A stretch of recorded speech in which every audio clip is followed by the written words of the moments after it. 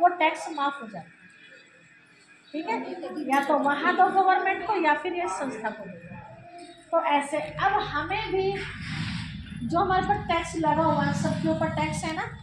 अब क्या पहचान है सबके ऊपर टैक्स लगा हुआ? ये बीमारियाँ, ये टैक्स है हमारे ऊपर। कभी जुकाम है, सर्दी है, कभी रसोली है पेट में, कभी कुछ हो रहा है। ठीक है, ये सब हम टैक्स चुकतू कर रहे हैं किसके पास? डॉक्टर के पास।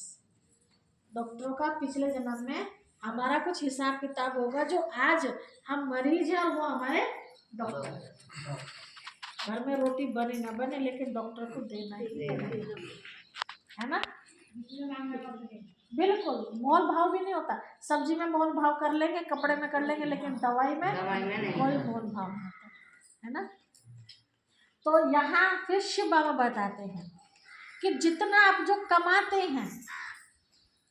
हैं या आपको मिलता है ना, उस जो भी आपका अधिकार है जिन पैसों के ऊपर, जिनको आप अपने आप खर्च करते हैं, तो अगर डॉक्टर से बचाना है आपको, वहाँ का जैसे गवर्नमेंट को टैक्स जमा करते हैं तो आप डॉक्टर को टैक्स जमा कर रहे हैं, तो डॉक्टर से बचाना है कर्ज अपना, तो फिर जो शिव बाबा स्वर्ग की स्थापना का कार्य करने आए हैं, शिव बाबा के कार्य में जो आप खर्च करेंगे उतना आपका वहाँ से टैक्स कट हो जाएगा। क्योंकि कट करने वाला कौन है? शिव बाबा। जाना हमारा जब भी है, यहाँ नहीं तो वहाँ, वहाँ नहीं तो यहाँ। ठीक है, तो क्यों ना कहाँ दिया जाए। देखो भगवान के कार्य में अगर हम सफल करते हैं अपना, तो हरी बीमारी से भी बचेंगे, है ना।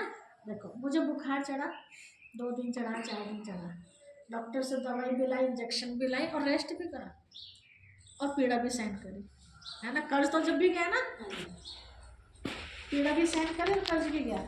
और शिव बाबा के कार्य में हम लगाते हैं तो पीड़ा भी नहीं हुई, खाट भी नहीं तोड़नी पड़ी हमें, काम भी नहीं छूटे, वीकनेस भी नहीं, आगे के लिए और बीमारी भी पैदा है। अभी बताया था ना आपको, अंग्रेजी दवाई खाते हैं तो हमारी किडनी पर असर होता है, उसका गहरा असर होता है।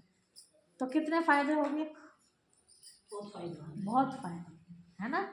तो अब आपको कैसे खर्च करना है वो पैसा? कभी ये मत सोच लेना कि भिखारी आया उसको दे दिया। ठीक है, हमें पता है कि भिखारी क्या करेगा जाकर। आजकल ये बिजनेस बन गए हैं, आपको पता है, भीख मांगने के ना। वो रेडियो से भर लेते हैं, बच्चे को बैठाते हैं या किसी अपाहिज को, अपाहिज बन के बैठ जाते स्टेशनों पे। देखो ऐसे फटे पुराने कपड़े पहन लेंगे, ऐसे ऐसे चलेंगे, थोड़ी देर के बाद देखो जीने के नीचे कपड़े पैंट कोट पहन के निकल रहे हैं। ऐसे बहुत बार हमने तो नहीं देखा लेकिन सुनते हैं ऐसा।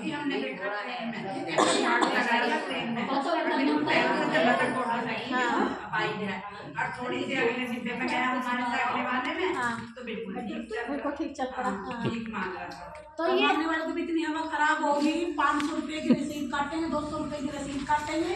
और जोड़ा चाहिए स्टैंडर्ड चाहिए। हाँ जी, और हट मार के बैठ जा, पूरी अगले के घर में है नहीं है, क्या परिस्थिति है, मांगने का नाम हमेशा देना हो, जो भाव से वो दे रहा है वो बताना।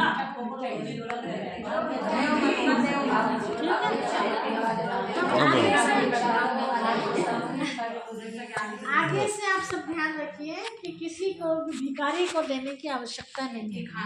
भोजन के टाइम आए तो भैया भोजन को, और अंदर तो बिल्कुल मत लाना, ध्यान रखिए। बहुत समाचारों में आ रहा है कि भिखारी बन के आते हैं और बहुत कुछ कर जाते हैं। अभी मैं बिल्कुल किसी को एंट्री मत देना। एक छोटी सी बात है, अभी 3 हफ्ते पहले बात है, एक साधु आया, बड़े टीप टॉप लड़का सा, तो मतलब बोला बेटा तुम बहुत खुशी रहोगे, तुम्हारा बेटा लू निकलेगा, तुम्हारा बेटा लगा। मगर बेटा तो बेचारा भी चप्पल तोड़ता फिर, बेटा कहाँ से निकलेगा, घर में तो नौकरी है नहीं, पढ़ लगे कैसा है। अगर तुम्हारे लड़के की नौकरी लग जा तो मुझे टच फोन दिवाइयो। हाँ उसने मुझसे मैंने कि भैया एक काम करना, जब मेरे बच्चे की नौकरी लग जाएगी घर ही में आपके नाम कर दूँगी। टच फोन की क्या औकात है, मक्का हुई बात करो पिटोगे। और मुझे इसका अफसोस है, टच फोन गई एकदम पिटोगे। तो बताइए ना। तो अब इस समय कदम कदम पर बड़ी सावधानी की जरूरत है। किसी को भी अनजान व्यक्ति को बाहर से बाहर, कभी ये मत कहो कि हम अकेले हैं, कभी मत कहना। तो पूछे घर में कोई काम है, बताइए क्या काम है, तो बताएगा काम होगा तो काम ही नहीं होता, उसे तो पूछना है सिर्फ कि आप अकेले हो, ठीक है। धक्का दे के भी वो लोग घर में घुस जाते हैं। तेरी बात तुमसे सीधे मत बात ही नहीं बात करनी ही चाहिए। नहीं। खिड़की से बात करो, जैसे भी मतलब पूरी सेफ्टी, घोर कलयुग नाम चल रहा है ना, पूरा